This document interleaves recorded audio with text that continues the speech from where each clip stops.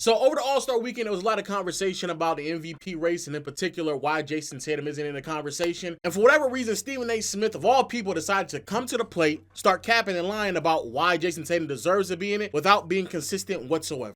Nikola Jokic is our odds-on favorite, followed by Shai Gilgeous-Alexander, Giannis, and Luka are in the mix as well. And then Jason Tatum is the 5th favorite. Right now, reminder that the last Celtics player to win MVP, Larry Bird. Would I love to win? Yes. Apparently us losing the finals 2 years ago affects, what people think of me now. So I guess I got some ground to make up. But, everybody who has a vote, they vote. The criteria is different. Everybody thinks differently.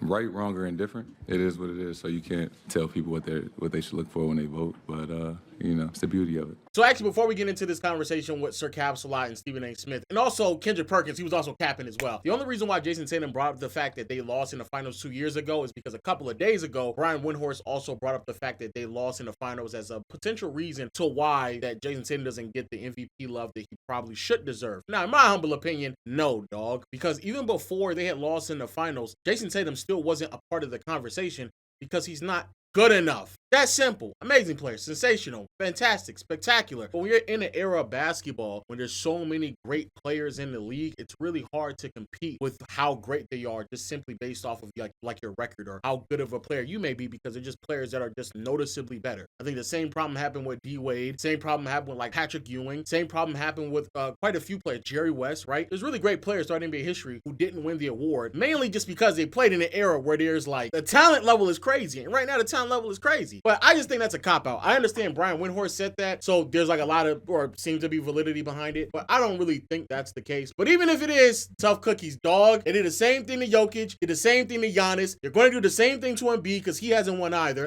So, hey, man, I guess win a championship, then we might have different conversations, dog, at least with some of these voters. Y'all know Joe Fortenbaugh, right? Y'all know Joe Fortenbaugh. Yeah. Joe Fortenbaugh is an elite, he's here working at ESPN. We're happy to have him, our resident expert with gambling and all that other stuff, the sports gaming industry and everything. He sent me a text this morning, and Joe, forgive me for calling it out, but I got to pat myself on the back for this. According to Joe Fortenbaugh, last week, I brought up how Jason Tatum should be a leading candidate for league MVP. At that time, Shannon, Jason Tatum had 50-1 odds to win MVP. Stephen A. opened his mouth, and today it's reduced to 25-1. 25-1, just like that, Shannon. You understand?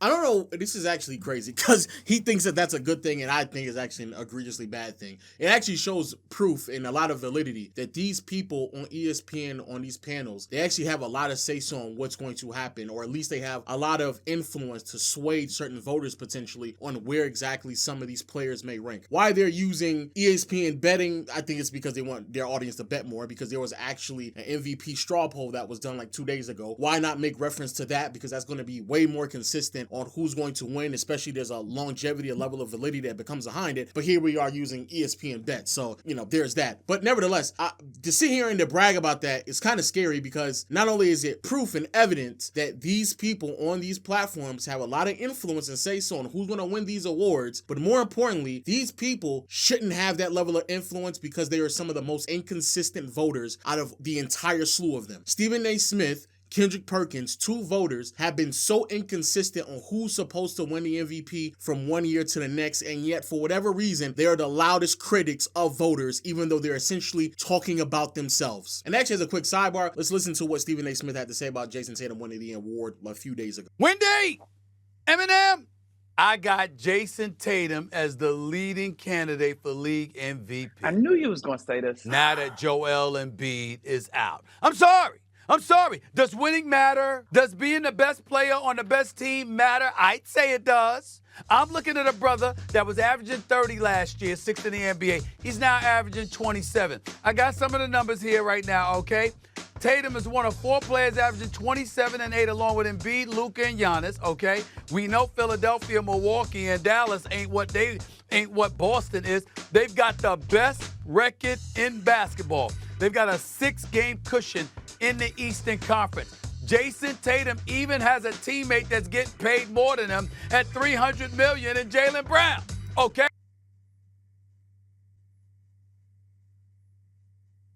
Do you see the problem here? You see the problem here? He's just like making things up as he goes, that he's trying to make it seem like there's some level of importance or precedence to why he should win the MVP award. First of all, saying something about Jason Tatum numbers, not saying that they're bad. My brother, when you compare him to Luka, Shea, Giannis, Jokic, they don't even come close. There's like several players in the NBA right now that is averaging 25 to 30 points, who is getting around 7+ rebounds, and they get more assists than Tatum. It's very, very convenient that you decided to only talk about his points and rebounds and leave out assists, because you know for a fact if you were to bring up assists, he doesn't come close to any other candidate. So statistically, no, he's not as good.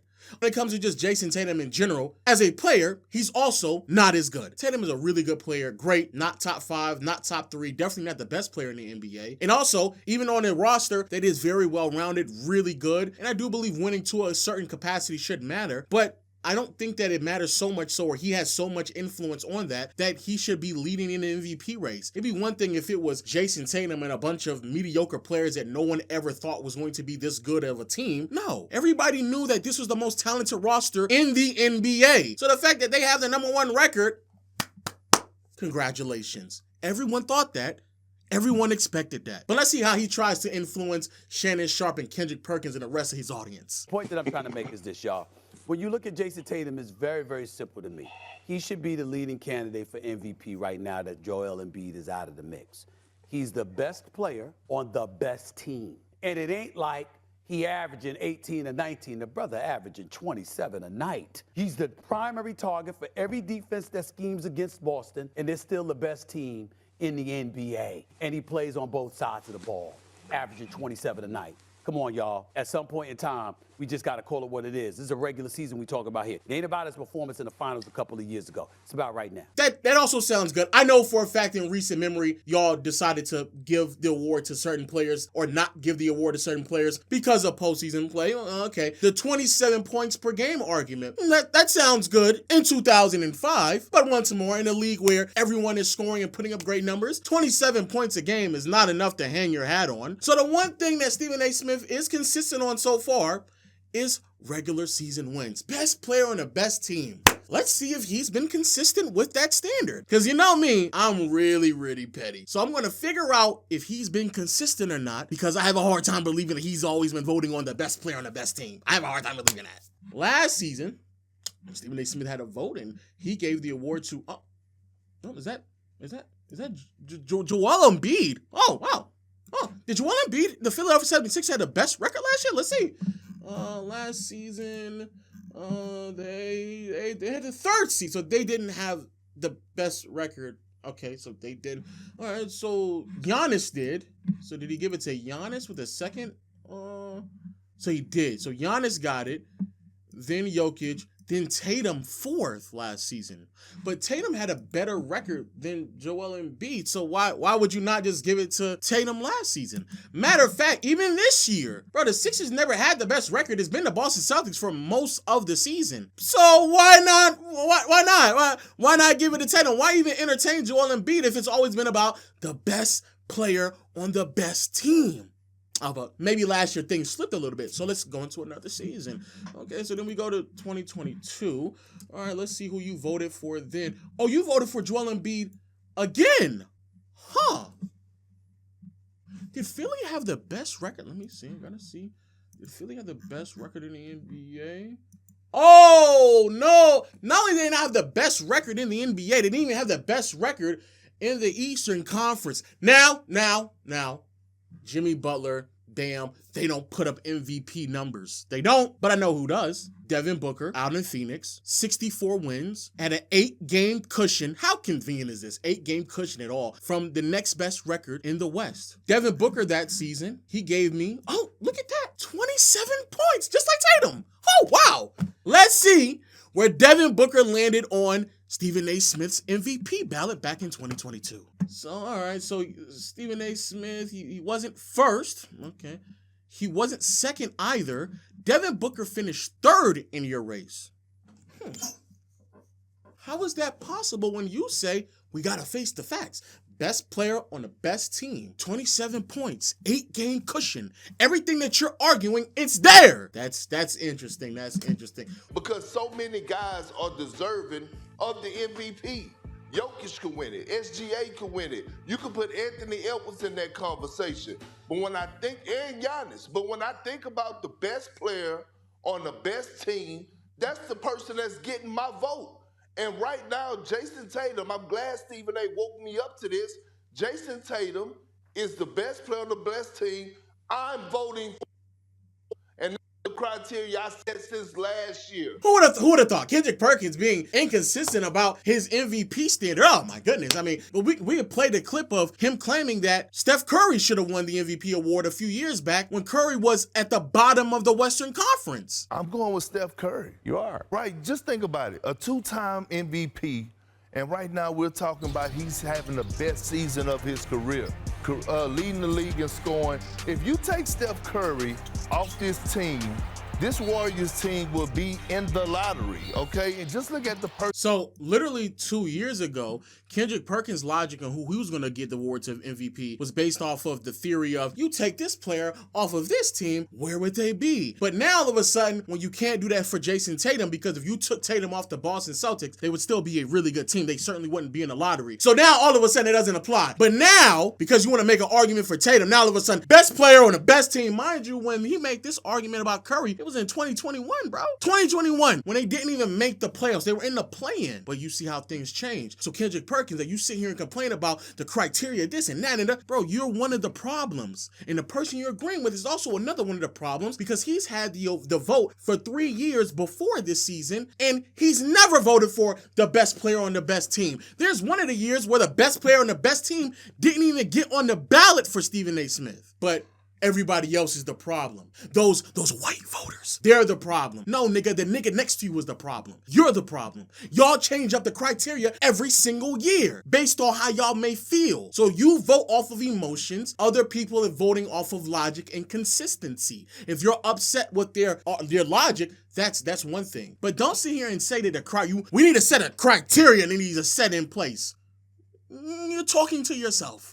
I mean, but for him to say, Stephen A., because he was in the finals and he didn't win, and voters are holding that against him, the mere fact that you have the fifth best odds, I don't believe the voters are holding that against you. I just believe that Nikola Jokic is a better player and is more deserving, and he's probably going to win the MVP unless something unforsaken happens. I have Shai Gilgeous in front of him. Shai has been unbelievable. Second in the league.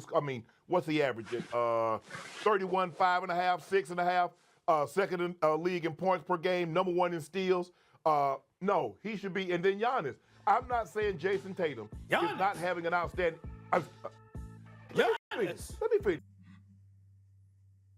Why are you screaming about Giannis?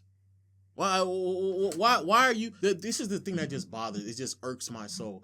Giannis, and I kid you, I know it sounds like I'm saying the same thing over and over again on this channel, but I promise you, Giannis and Jokic are some of the most disrespected superstars I've ever seen in my life. The concept that anyone would dare believe that Giannis should win the league MVP this season shouldn't come across as blasphemy. It shouldn't be, especially coming from somebody in the last 2 to 3 years who has been consistently voting for people who are not the best record in the NBA. But yeah, just as a reminder, Giannis' team, 35 wins.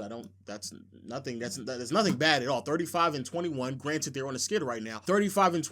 God forbid the Celtics ever go on a skid in any point in this season throughout the rest of the season. I hope they don't, because if that was the case, then I guess Jason Tatum's name would be blasphemous as well. Giannis is averaging 31, 11, and 6. 62, almost 62% from the field. Way better defender than Jason Tatum. Why would he not be in the conversation? So if you have the best record and you're the best player, damn it, you should be the MVP front runner. Well, how many times should Kobe have won it? Because Kobe or Shaq?